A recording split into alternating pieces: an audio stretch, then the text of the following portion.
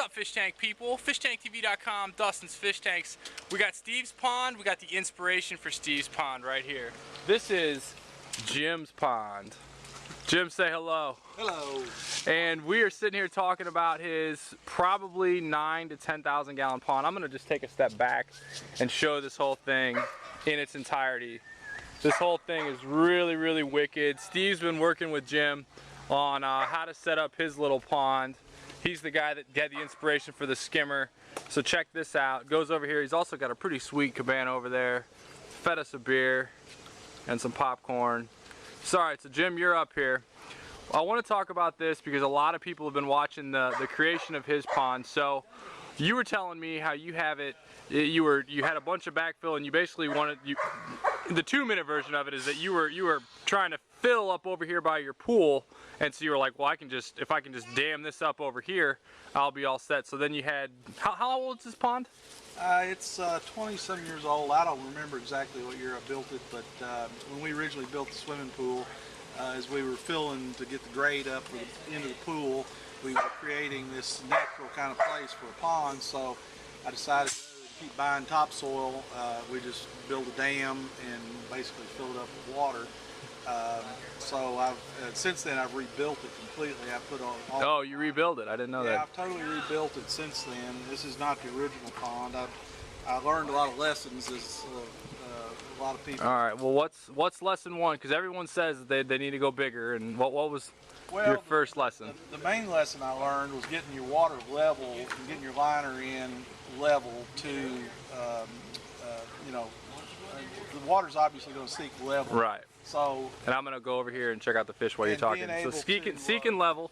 Seeking level, so being able to get the liner really level at the top so that your water level ends up where you want it to be, and that was my problem initially.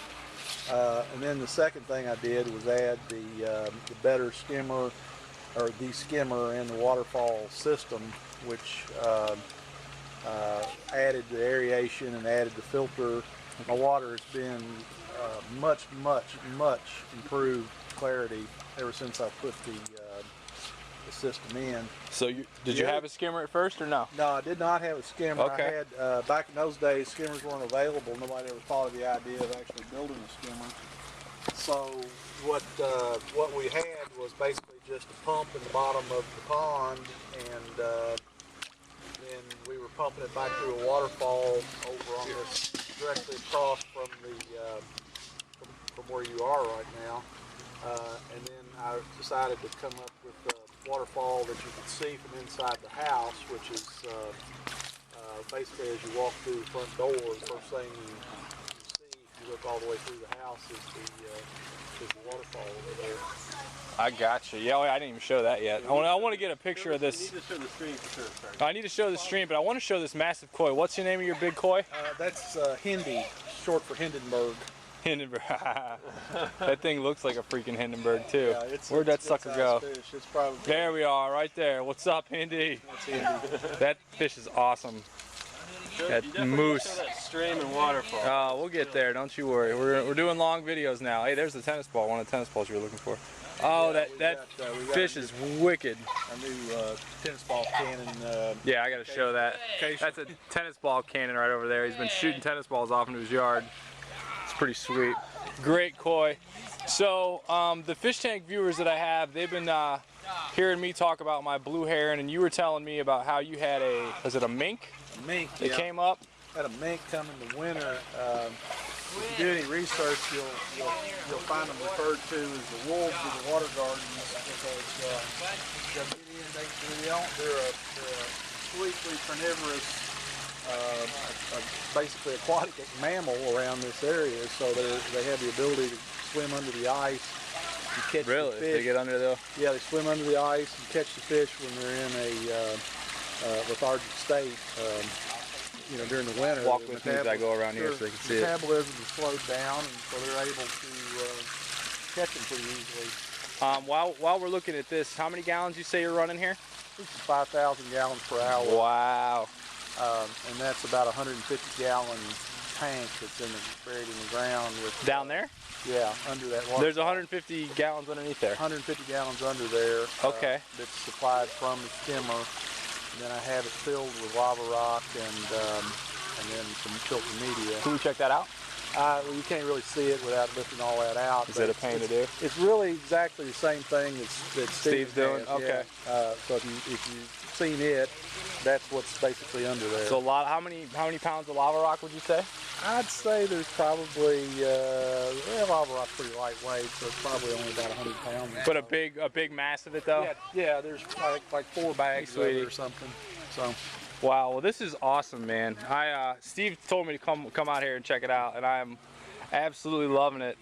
What about good diversity of yeah, plants. great diversity of plants. Do you know any of the species of these plants at all? I see you got some lilies and Sure. I forget what those are. That's What do you got? thalia. A thalia? Thalia. It's called thalia. It's not even Species Sunday, people, and you're getting some education. Thalia? Thalia. Thalia. And where does that come from? I don't know the country of origin, but it's a really nice hardy plant. I used to fool with a lot of annual kind of stuff, and I got to the point where it was just too much trouble. Yeah, I hear you. I hear you. So really, the only annuals I have now is water lettuce and the water hyacinth. Yeah. But I have, I think there's 3 species of lily in here. You're a little late in the day. You're normally doing. Nah, I know how it is. Yeah. About 40 blooms in there.